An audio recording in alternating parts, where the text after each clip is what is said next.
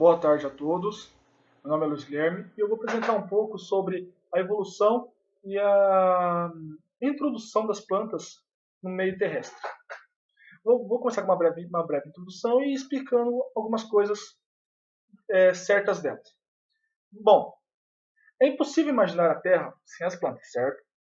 Há milhões de anos, a vida era restrita aos mares e lagos. Acredita-se, principalmente, que as plantas terrestres tinham um ancestral comum. Qual que era o ancestral? As algas verdes. O que se destaca mais é as algas chamadas carófitas. É o grupo mais próximo que a gente tem das nossas plantas terrestres. Assim como os animais, elas, vamos dizer assim, elas enfrentaram vários problemas para evoluir, para entrar no meio terrestre. Um dos problemas foram a dissecação, a troca gasosa na atmosfera, a sustentação e a reprodução. Lógico, as plantas precisam se reproduzir. Mas todos os problemas foram passados e evoluídos, e as plantas conquistaram o meio terrestre. Bom, para evitar a dissecação, o surgimento da cutícula foi essencial. A cutícula é encontrada recobrindo a epiderme da planta, formando uma substância que tem a função de diminuir a transpiração dela. Seria o quê? Diminuir a perda de água, porque no mar ela tinha água em abundância, mas na terra ela não tem, depende da chuva. Então ela tem que diminuir a transpiração. Para a realização das trocas gasosas, o aparecimento dos estômatos foi fundamental. Por quê? Os estômatos eles são responsáveis pela respiração da planta. Bom, quando o estômato abre, entra CO2, ela faz a fotossíntese, ela faz a comida dela, e nessa comida dela solta oxigênio. O estômago abre de novo e solta oxigênio. Bom, esse foi o outro ponto. Agora o problema da sustentação. Como que foi o processo da sustentação? Teve duas evoluções na sustentação. O crescimento das raízes, a fixação e absorção de nutrientes do solo, e os tecidos vasculares. O que são os tecidos vasculares? São o xilema e o floema da planta.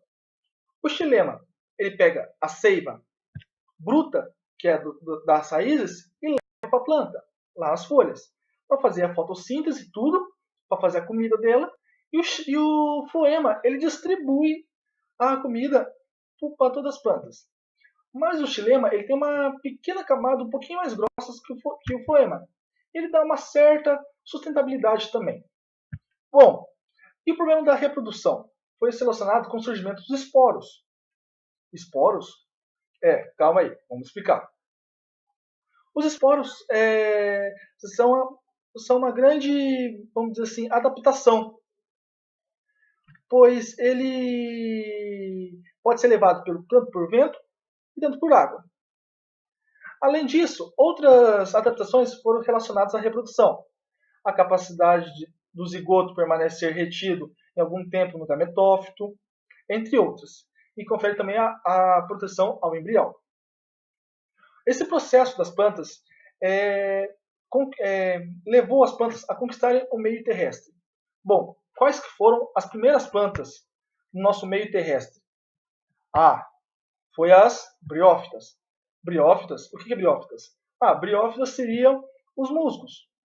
Aquelas que ficam perto da água, tudo ali em cima das pedras. Bom, elas são as briófitas. O que elas têm que as outras plantas não têm? Bom, as briófitas foram as primeiras plantas a conquistarem o meio terrestre. Por quê? Porque ela ainda depende muito da água ainda para sobreviver. Certo? E o tamanho dela, porque ela não é grande, tudo. Ela não possui vasos condutores de seiva. O que são os vasos condutores de seiva? Comida da planta. Ela não transporta a comida da planta. Ela transporta célula por célula. Isso é um processo demorado. Então a planta tem que ser pequenininha para poder viver. Porque senão a parte de cima ia morrer antes da parte de baixo. Né? E a fase dominante, e a fase dela que é temporária. A fase dominante dela é o gametófito, que produz os gametas. E o esporófito aparece só na parte da reprodução, O esporófito é aquele em cima do musgo, vem uma anteninha pequenininha. Aquilo lá é o esporófito. Bom, passando disso, as plantas evoluíram mais um pouco. Evoluíram as pteridófitas. As pteridófitas, o que elas têm a mais? Bom, as pteridófitas, elas possuem os vasos condutores de seiva. Isso garante que elas cresçam mais. Elas evoluam mais. Ela tem um porte um pouco bem maior do que as briófitas. Por exemplo, a samambaia. A samambaia é uma pteridófita. Olha o tamanho dela perto do musgo. Certo? Qual que é a fase dominante? Qual que é a fase temporária? Bom, na samambaia é diferente. A fase dominante é o esporófito, que produz os esporos. E a fase passageira, temporária, é o gametófito. Depende só do esporófito. Ok? Beleza! Bom, agora nós vamos falar um pouco mais evoluído. Evoluíram das pteridófitas as gimnospermas. Bom, as gimnospermas nas briófitas e pteridófitas, as plantas ainda dependiam um pouco da água para se reproduzir. As briófitas precisavam bastante, as pteridófitas precisavam um pouco menos, mas aí teve a grande evolução e a grande sacada. As gimnospermas não precisam mais de água para se reproduzir. Elas se reproduzem por vento agora. Elas se reproduzem, não precisam mais de água. Bom, como assim? O que você está falando? Não precisam mais de água? Elas não precisam mais de água.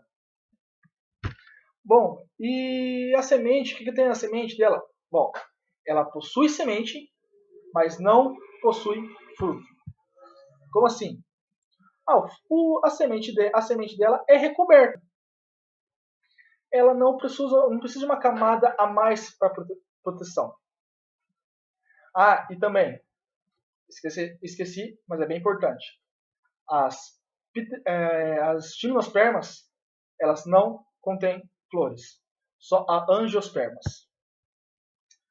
Bom, já falamos um pouco da briófitas, já falamos um pouco das pteridófitas.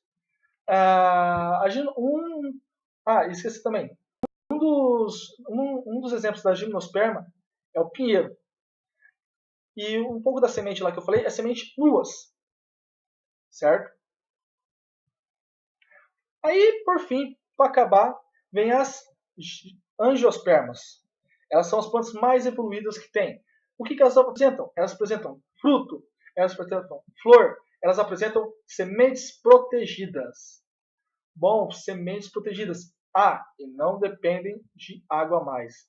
Elas têm polinizador por inseto, tem polinizador por vento.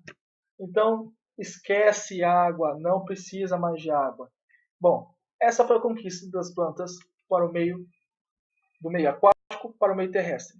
Relembrando, primeira planta, alga. A alga evoluiu para as briófitas, que são os musgos. Os musgos que dependiam de água, que se reproduziam por esporos e água, evoluíram para as pteridófitas, que reproduzem por uma baixa quantidade de água, mas ainda precisam de água. E nas pteridófitas, a ocorrência de vasos vasculares, que transportam a seiva bruta com a seiva elaborada. O maior exemplo das pteridófitas, a samambaia.